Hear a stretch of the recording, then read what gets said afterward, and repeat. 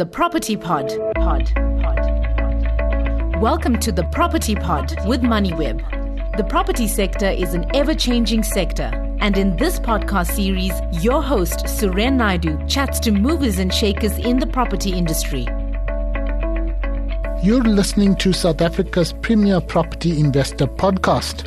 Hi there and welcome to the Property Pod. My name is Suren Naidu, and on this weekly Moneyweb show, we gain insider insights from leading executives, analysts, developers and entrepreneurs in the country's expansive property industry.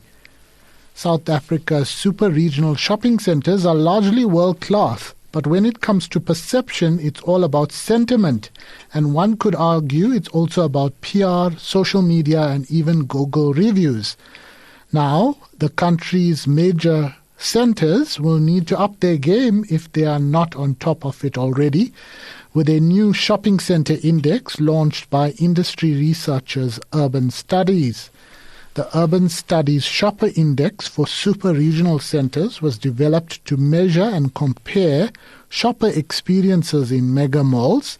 Urban Studies says it recognizes the wealth of information contained within reviews and has developed the USSI as a quarterly publication that ranks super-regional centres in South Africa based on Google review ratings. Now, to tell us more about the index and the latest results is the founding director of Urban Studies, Dr. Dirk Prinsloo. That's Dirk Prinsloo Sr., for those who know the family well. His son is also in the business and has the same name. So we're talking to the stalwart that is Dirk Sr., who was recognized by the SA Council of Shopping Centres with a Lifetime Achievement Awards back in 2016 for his contribution to the shopping centre industry. A warm welcome to the Property Pod, Dirk Sr.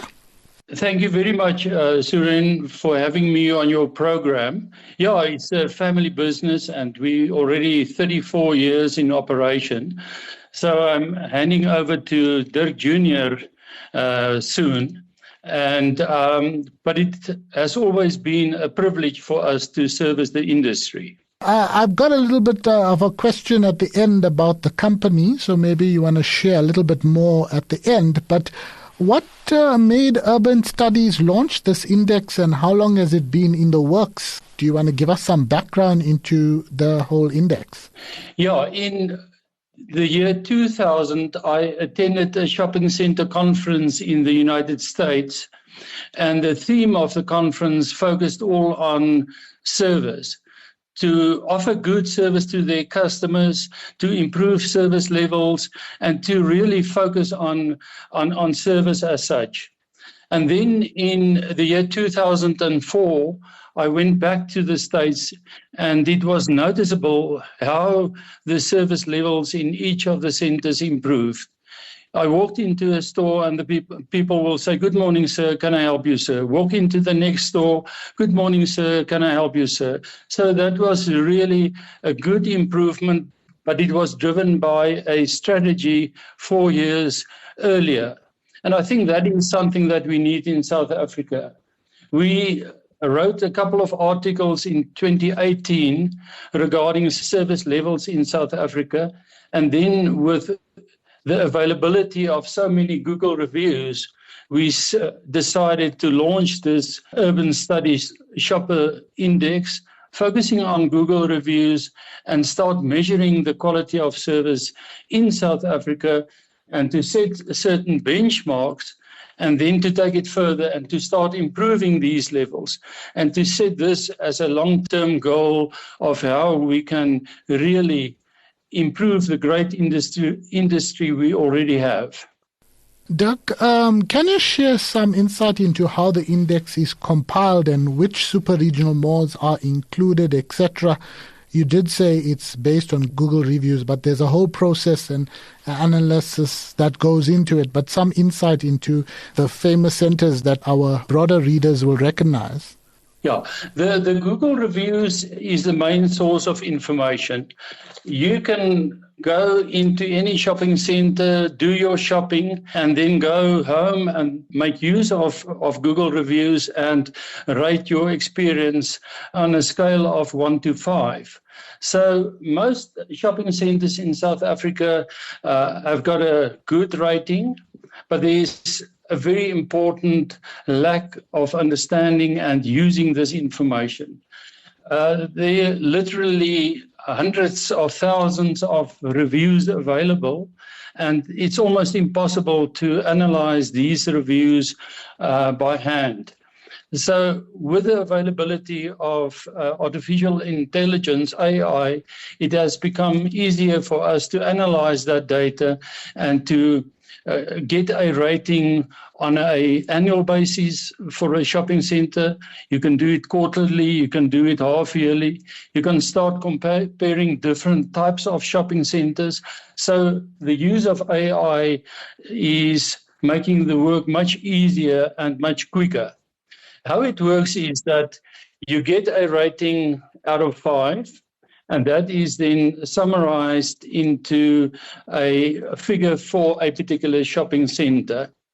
That rating is then tracked over time. In our survey, we started in 2019, and currently we're reviewing the second quarter of 2024. That is the one part of the analysis. The other part of the analysis is where people write comments in their written reviews.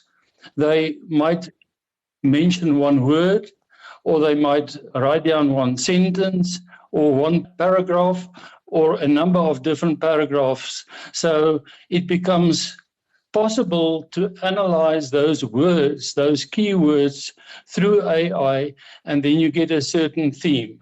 That theme can be very positive, referring to the variety of stores in a shopping center, the quality of service, the availability of specific events and facilities.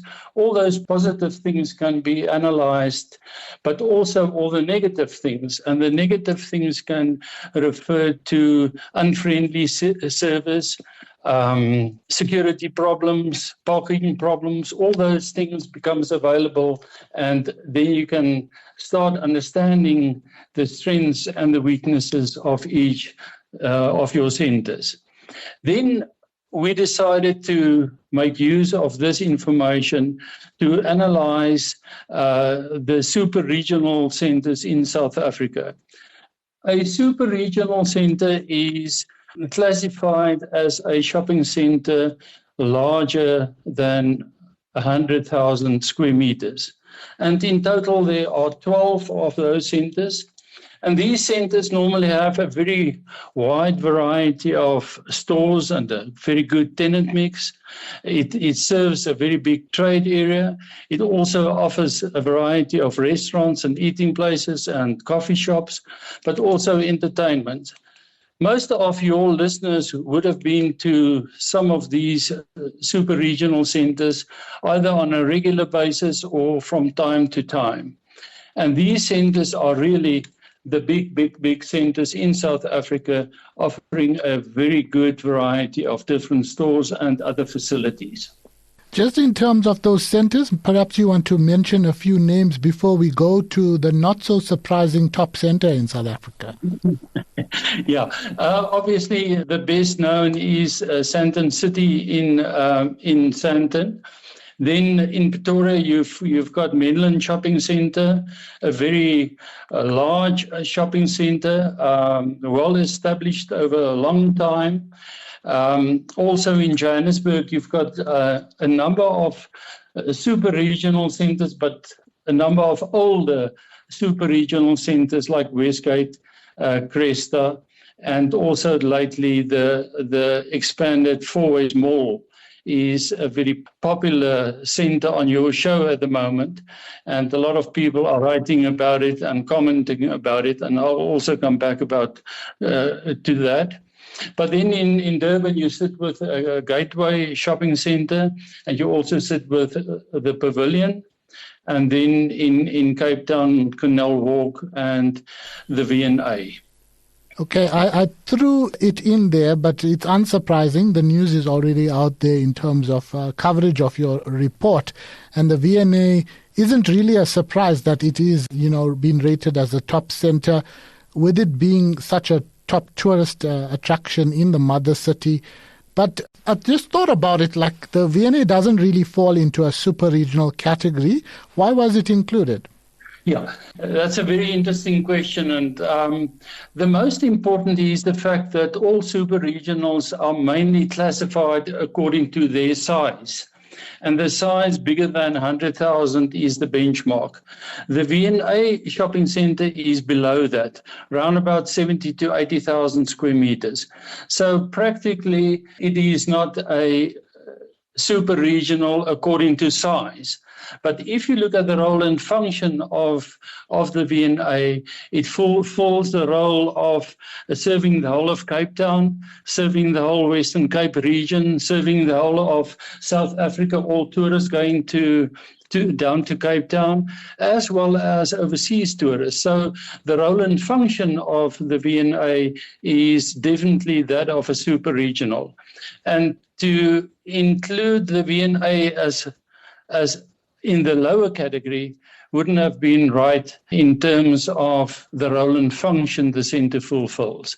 And this is also the center that scores the top of the list. But one must understand what is happening at the V&A. The V&A started with what we call mystery shopper surveys. That is where you send somebody into a store and evaluate the service level in that store. So those mystery shopper surveys have been conducted at the V&A since 2014.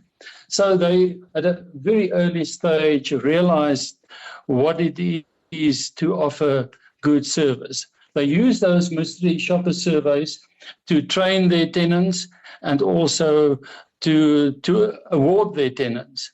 And by looking at the new shopper index, one can follow the same route by using that kind of information to really identify good performing tenants, but also to look at those underperforming tenants and to make sure that you train them, that you assist them, and that you really encourage them to improve their service levels.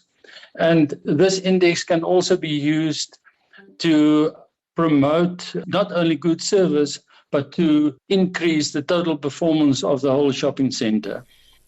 Thanks for that, Dirk. What was the idea behind opting for Google reviews as a basis for the index? The reason I ask, you mentioned some interesting insight around the shopper survey, but with Google reviews, Cape Town, Western Cape are quite savvy on the social media front. They will take the time to share posts and that sort of thing. So I would gather there will be an increasing amount of comments on reviews, for example, for Western Cape shopping centres. Obviously, Canal Walk is also mentioned on your list.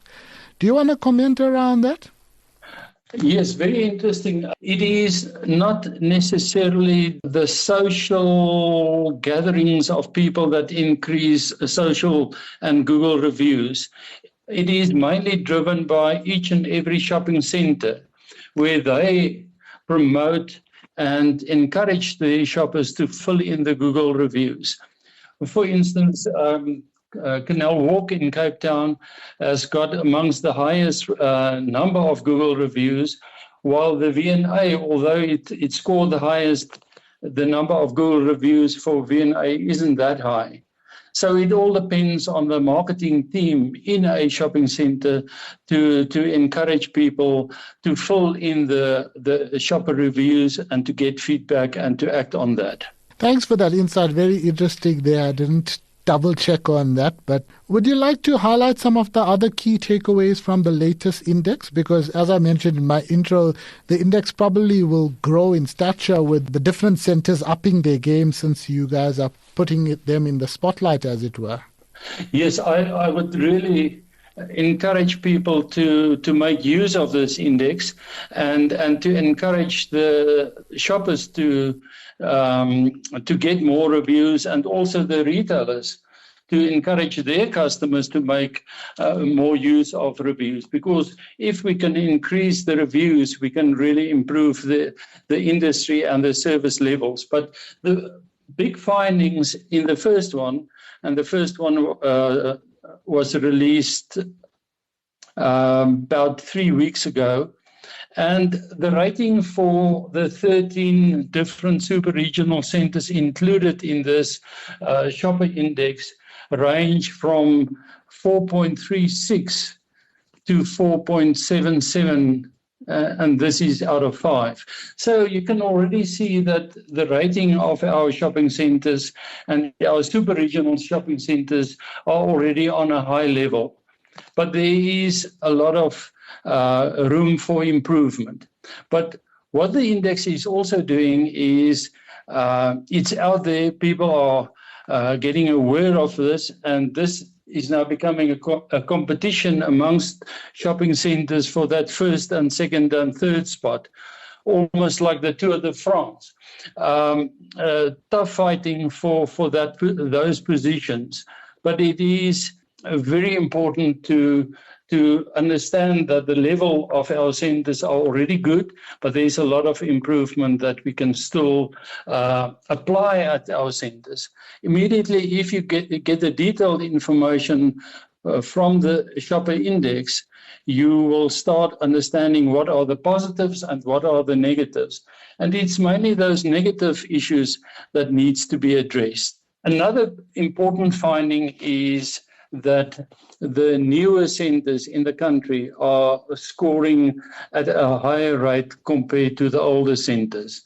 That means that we need to upgrade and renew our shopping centers on a regular basis and to make sure that it remains fresh and new and attractive and offering the best and the latest tenant mix. So very important that we understand not only the age of our shopping centers, but that we do something about it to make sure that the quality of our centers remains the best. I just want to continue with the other main results of the finding of the survey. And the one there is, and we also use that as a case study, is the pavilion in Durban, where the rating and the rank of pavilion was at number 12 a year ago, and the current rating or the current rank is at number 6. The centre spent a lot of time in increasing the tenant mix, increasing the level of service, increasing small issues like parking, etc., and that you can immediately see the result jumping from number 12 to number 6. 4 is more still on the lower side, but I believe that because a lot of actions are being taken to improve the centre and to bring back the shoppers to the centre, that the ratings will also increase over time, although it might take some time as the whole process is not going to be finalized within a year or so, but it will take some time. Dirk, before you go, do you want to share some insight on the company? You talked about founding the company and your son set to take over, but can you give us a little bit of history before you go around your urban studies company? Thank you very much for asking. The company was established in 1990 as a family business. And so we celebrated our 34th birthday a couple of months ago. And we specialize not only in shopping center research, but also in all urban market research. We do market potential studies for residential development, office development, hospitals, schools, hotels. But the majority of the studies is mainly focusing on the retail side. And we have conducted more than or close to 5,000 market research studies. And quite interesting that the focus on shopping centers, we conducted more than 350 what we call primary research studies. That is where you conduct interviews inside a shopping center So we conducted more than 350 surveys in 350 shopping centers countrywide. So we're trying to offer something to the property owners and property developers to make sure that our industry remains new and fresh, and that we bring the latest technology and AI into understanding shopping behavior, our customers, and to eventually improve the service that we offer. Dirk, unfortunately, that's all the time we have. Thanks so much for your time on the podcast. That was Dirk Prinsloo, the founding director of Urban Studies. Thanks for listening to the Moneyweb Property Pod with Suren Naidu. To listen to more episodes, go to moneyweb.co.za or the Moneyweb app and follow Moneyweb News for daily updates. Follow Suren on Twitter @Suren Naidu for more of his property industry content and other business stories. The Property Pod.